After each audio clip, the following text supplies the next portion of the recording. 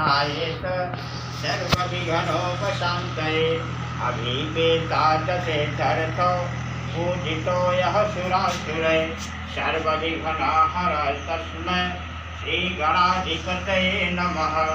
सर्वमङ्गलमाङ्गल्ये शिवे सर्वार्थसाधिके शरण्ये त्र्यम्बके गौरी नारायणी नमोस्तुते। सर्वदा सर्वकार्येषु नास्ति साङ्गमङ्गलं तेषाङ्गतिशयस्तु मङ्गलाय तनोहरि।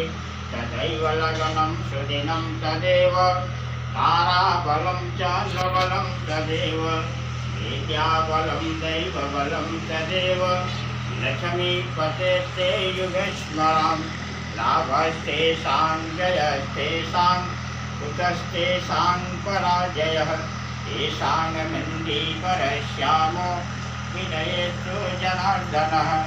यत्र योगेश्वरः कृष्णो यत्र पार्थो धनुर्धरः तत्र श्रीविजयानकृतिर्ध्रुवानेतिर्मतिर्ममः।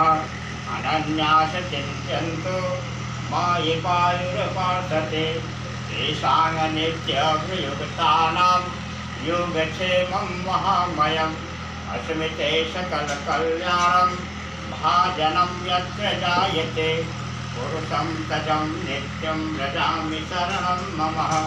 सर्वेषारम्भकारेषु प्रयतस्ते भुवनेश्वरा देवादिसन्तु नः सिद्धिं ब्रह्मशाने जनार्दन। विश्वेशं माधवं तुण्डिं दण्डपाणि च भैरवं वन्दे काशी गुहागङ्गा भवानी मणिकर्णिकाम्। अयोध्या मथुरा माया काशी काञ्ची अवन्तिका पुरी वारावती चैव सप्रेता मोक्षदायिका।